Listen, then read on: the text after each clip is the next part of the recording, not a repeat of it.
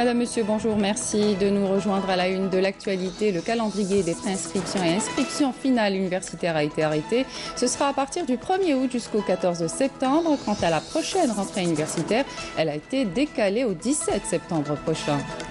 On verra dans cette édition la joie de 31 enfants orphelins de la wilaya de Sétif qui ont eu la chance de visiter des unités flottantes de la base navale principale de Djidji, le monde jusque-là totalement inconnu pour eux. La sécurité des plages, on en parle. Exemple ce matin à partir d'Oran et Djidji où plusieurs milliers de policiers sont mobilisés pour la saison estivale. Mais tout d'abord, le président de la République, Abdelaziz Bouteflika, a adressé un message de félicitations au gouverneur général du Commonwealth des Bahamas, Dame Margarita Pindlin, à l'occasion de la célébration de la fête nationale de son pays, dans lequel il a exprimé sa disponibilité à œuvrer au développement des relations d'amitié et de coopération entre les deux pays. Le plan d'action du gouvernement en exécution, le Premier ministre Abdelmadjid Tebboune a annoncé le lever de gel sur les projets de réalisation des infrastructures scolaires à travers 12 wilayas frontalières. Cette mesure concerne 40 écoles primaires ainsi que 2 internats dans la wilaya d'Adrar et celle d'Ilizi. Le ministre des Affaires étrangères Abdelkader Msehel a rencontré hier à Rome son homologue italien Angelino Alfano. Les deux parties ont procédé à une évaluation de la coopération bilatérale dans la perspective de la tenue de la prochaine réunion de haut niveau algéro-italienne prévue avant la fin de l'année à Alger. La correspondance de Afaf Belbouchette. La politique entre l'Algérie et l'Italie est centrale pour la Méditerranée. C'est ce qu'ont affirmé les ministres des Affaires étrangères des deux pays à l'issue de leur réunion de travail qui s'est tenue aujourd'hui à Rome. Il y a une volonté partagée par nos deux pays, par nos deux chefs d'État, par nos deux premiers ministres, pour faire de la coopération entre l'Algérie et l'Italie une coopération exemplaire. Beaucoup de raisons nous poussent à dire cela. D'abord parce que la relation entre l'Algérie et l'Italie est une relation historique, elle est ancienne. C'est une relation faite de voisinage, mais également de solidarité. Nos relations sont à nos yeux centrales pour la politique en Méditerranée. C'est votre premier déplacement en Europe et ceci représente pour nous un signe clair, un témoignage de la situation excellente de nos relations. Les deux ministres ont passé en revue les dossiers régionaux, à leur tête le dossier libyen. Angelo Alfano a justement salué le rôle fondamental de l'Algérie dans la région. Nous sommes pour un processus politique, nous sommes pour une solution politique à la crise libyenne, nous sommes pour un dialogue interlibyen, entre Libyens, et nous sommes également donc muets de notre souci de travailler ensemble, accompagner nos frères libyens donc à arriver à cette solution tant recherchée pour la stabilité de ce pays. L'Italie reconnaît le rôle fondamental que joue l'Algérie en tant que pilier, en tant que pivot de stabilité du Maghreb. Et nous sommes tout à fait conscients que votre pays, chers collègues, est pour les pays du Sahel un phare, un véritable phare. De même que les deux ministres disent partager une vision convergente, celle appelant au dialogue comme solution à la crise entre les pays du Golfe. Le terrorisme et l'immigration clandestine étaient également au menu de cet entretien. L'Algérie est également un point de repère constant dans la lutte contre le terrorisme, compte tenu de son histoire récente et compte tenu de sa bataille remportée. Et l'Algérie a pu développer des outils et des compétences que nous devons reconnaître et qui peuvent s'avérer très utiles pour les autres pays. Comme vous, nous sommes engagés dans la lutte antiterroriste. C'est l'un des fléaux et c'est l'un des défis que nous devons relever ensemble. Et comme vous, nous sommes confrontés au problème de la migration. Il faut s'attaquer aux causes.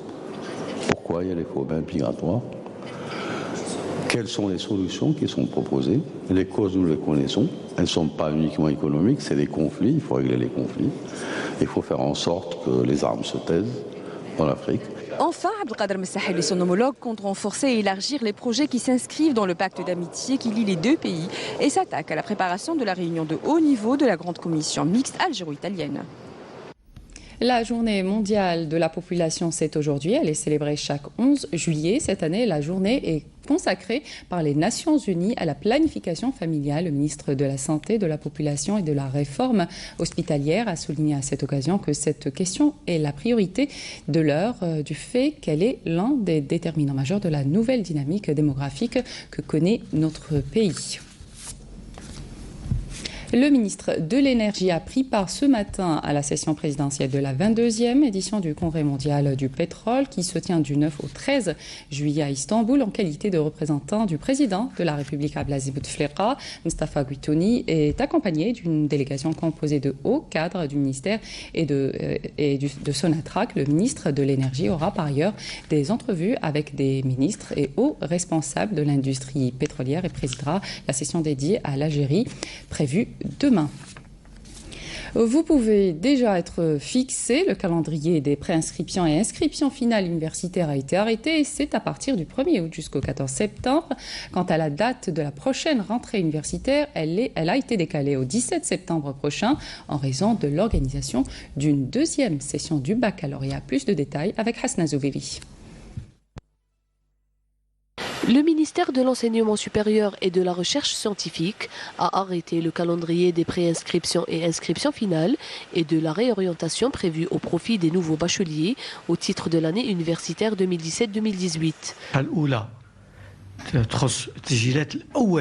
La première période concerne les préinscriptions du 1er au 3 août.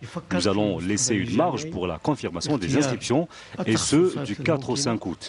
Les futurs bacheliers auront ainsi les résultats de leur choix le 11 août prochain.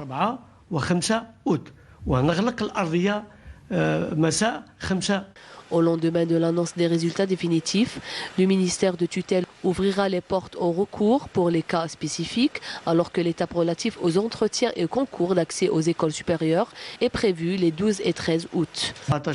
Les 14 et 15 août, nous allons traiter les recours. Ainsi, tous les futurs étudiants auront leur choix final le 16 août.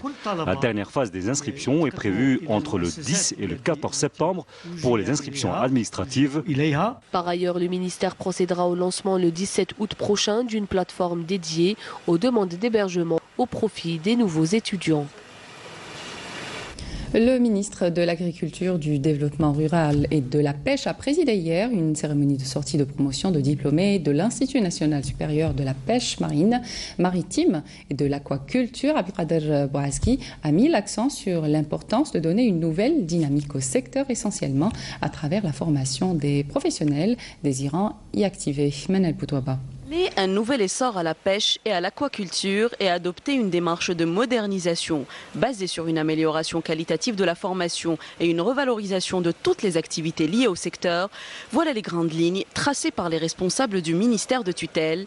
5355 diplômés sont sortis des instituts de formation professionnelle dans la filière, toutes spécialités confondues.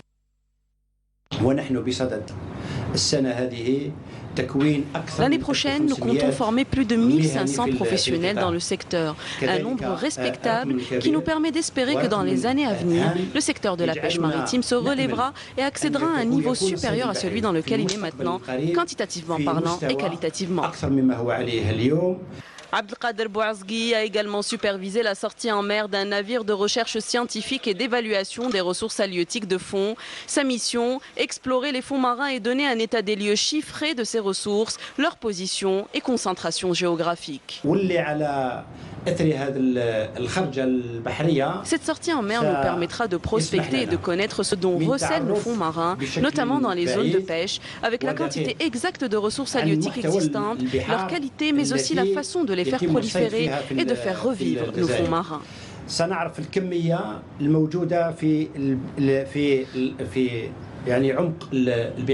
La relance du secteur de la pêche se fera donc par le biais de la recherche scientifique, mais aussi par la consolidation, l'enrichissement et l'adaptation de la formation aux nouvelles exigences socio-économiques. Des portes ouvertes sur l'Académie militaire de Cherchel, Fouari Boumedienne de Tipaza ont débuté hier et déjà une forte affluence a été enregistrée pour ceux qui désirent s'y rendre et prendre connaissance des opportunités de formation que propose cette académie et les conditions d'adhésion au rang de l'armée nationale populaire. La manifestation s'étalera jusqu'à demain. Ils ont pu découvrir un monde qui leur a été jusque-là complètement méconnu. Navires de guerre, unités des fusiliers marins et plongeurs. 31 enfants orphelins de la wilaya de Sétif ont eu la chance de visiter des unités flottantes de la base navale principale de Djidjel. Une visite devenue une tradition. Naïma Haouch. L'école supérieure de l'administration de la 2e région militaire d'Oran dispense, outre la formation militaire de base, une formation universitaire système LMD. Ces mesures ont été tracées par le général de corps d'armée, vice-ministre de la Défense nationale, chef d'état-major de l'ANP, qui n'a pas cessé de mettre l'accent sur la nécessité d'assurer un équilibre entre les différentes régions du pays.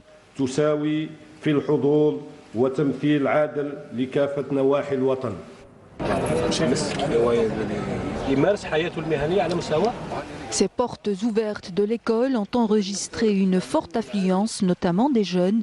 Elles leur permettent aussi de connaître les différents types de formations et de spécialités.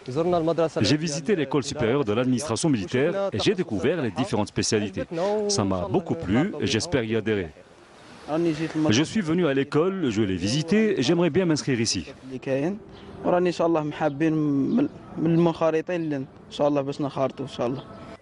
L'école aspire à dispenser le diplôme du doctorat dans les différentes spécialités. En attendant, les futurs stagiaires pourront d'ores et déjà connaître les opportunités de formation de l'école.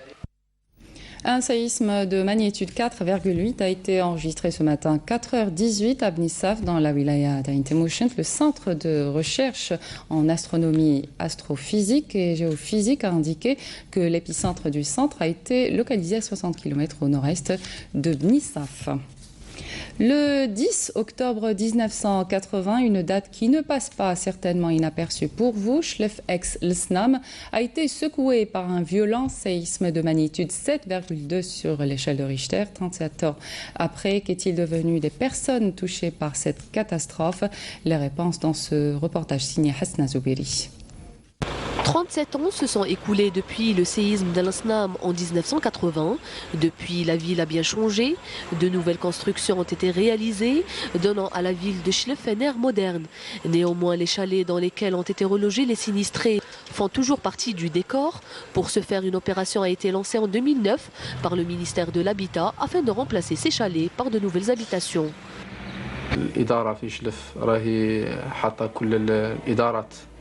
La direction de l'habitat de la wilaya de Chlef a mobilisé toutes les administrations pour achever tous les dossiers avant fin 2017, sauf en cas de contrainte d'ordre technique ou bien carrément avec les sinistrés. C'est vrai que l'opération a pris du temps, mais elle a bien avancé.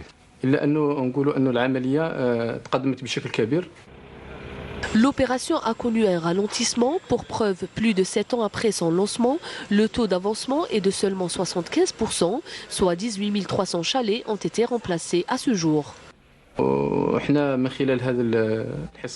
Il ne nous reste que 6 mois avant la fin de cette opération. On profite donc de votre passage pour lancer un appel aux occupants de ces chalets pour déposer leur dossier et pouvoir bénéficier de l'aide de l'État estimée à 120 millions de centimes. La direction de l'habitat de la wilaya de Chlef a même créé des cellules de suivi de l'opération de relogement afin de faciliter la tâche aux concernés.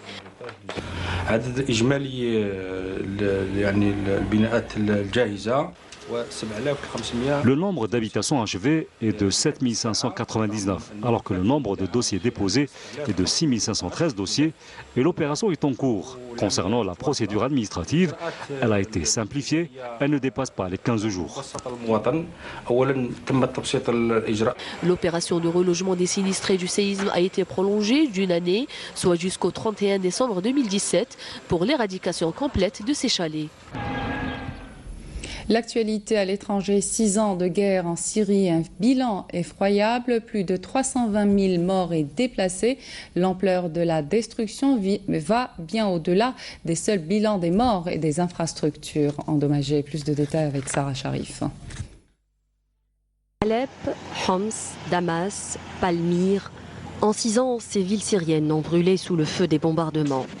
Depuis 2011, la guerre a causé la mort de près de 400 000 personnes et déplacé plus de la moitié de la population. Les observateurs parlent d'une tragédie humaine car le nombre de victimes est dévastateur. Mais la guerre détruit aussi les institutions et les systèmes dont les sociétés ont besoin pour fonctionner. Dans le cas de la Syrie, le coût est effarant. Les 6 années de conflit ont ravagé les infrastructures de ce pays et engendré des pertes à son économie de l'ordre de 226 milliards de dollars, selon les estimations de la Banque mondiale, soit à peu près 4 fois le PIB du pays en 2010. Damas a-t-elle les moyens de réparer les dégâts accumulés? La reconstruction en soi des infrastructures sonne comme un défi qui ne fait que grandir au fur et à mesure que la guerre se poursuit. Pour la Banque mondiale, l'ampleur de la destruction va bien au-delà des seuls bilans des morts et des infrastructures endommagées. La guerre taille en pièces le tissu social et économique de la Syrie. L'institution rapporte encore que le conflit a endommagé ou détruit 27% du parc de logement et environ la moitié des centres médicaux et d'éducation. Pire encore, selon la Banque mondiale toujours, quelques 538 000 emplois ont disparu annuellement entre 2010 et 2015. Si le conflit devait prendre fin cette année, le PIB pourrait récupérer en 4 ans 41% de son niveau d'avant le conflit. Un chiffre qui, bien entendu, diminue avec chaque année supplémentaire de guerre. L'espoir est là, avec la reprise hier des pourparlers à Genève. Les Syriens attendent la paix et un premier pas vers la reconstruction. On revient en Algérie où plusieurs milliers de policiers sont mobilisés pour la saison estivale dans le cadre du Plan Bleu, comme c'est le cas dans 2 wilayas côtières du pays, en l'occurrence Oran et Djidjel, où les estivants profitent de leurs vacances en bord de mer en toute quiétude. Karim Haïfa. Des plages prises d'assaut dès les premières heures de la journée. Nous sommes sur la côte djidjelienne où 27 plages ont été ouvertes à la baignade cet été. Des plages gratuites et sécurisées par une armada d'éléments de la protection civile et de la sûreté nationale. Après avoir payé les 50 dinars pour le parking, les estivants peuvent s'installer sur la plage en toute quiétude. Ils ne sont pas obligés de payer en plus pour avoir un parasol, des chaises ou une table. Nous avons déployé plusieurs équipes de nos agents sur toutes les plages de la wilaya de Djidjel pour faciliter la circulation des automobilistes et la sécurisation de ces lieux très fréquentés en cette période de l'année. Nous nous sommes installés sans rien payer. En plus, moi qui ne suis pas véhiculé, je suis en train de profiter de la plage gratuitement. Tout cela grâce aux autorités concernées. Même ambiance dans les plages de l'ouest du pays, bondées de monde en cette période de l'année. Moi, je suis installée sous une tente et je reste là toute la journée et jusque tard dans la nuit. Cette année, il y a une bonne ambiance avec une mer magnifique. En plus, la police fait son travail, que ce soit ici, dans la plage ou dans le centre-ville. Tout est disponible ici. S'il n'y avait pas la sécurité, on ne viendrait pas ici. Comme vous pouvez le voir, on va se baigner en laissant nos affaires sans craindre d'être volés. Pour le Plan Bleu, dispositif de sécurité spéciale saison estivale, quelques 2000 policiers sont mobilisés dans la wilaya d'Oran, un dispositif mis en place le 1er juillet qui consiste en la sécurisation de 14 plages, dont 11 dans la daïra de Ain Tork et 3 plages dans la daïra de Bousfer. Nous sommes ici de 8 h du matin jusqu'à 22 h avec des patrouilles qui sillonnent la totalité des plages de la wilaya pour assurer la protection des estivants et de leurs biens, avec une particularité cette année, des policières qui patrouillent à pied sur les plages pour assurer tranquillité et bien-être aux familles. 5 postes de police en dur ont été également installés au niveau de 5 plages de la daïra de Ain Tork.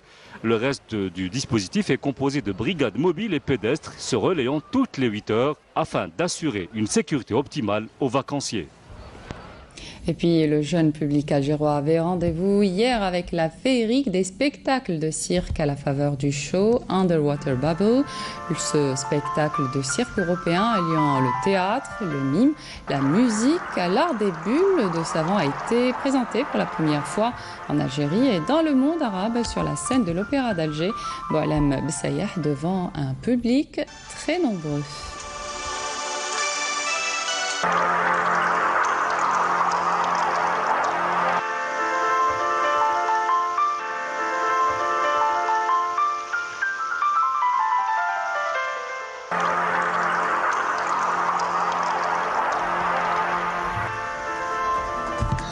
C'est la fin de cette édition. Merci de nous avoir prêté attention. Tout de suite, les prévisions météo avec Mina Rabet. Ce soir, retrouvez Zohel Benzimolad pour le 19 h. J'aurai le plaisir de vous retrouver demain à partir de midi. Bonne journée.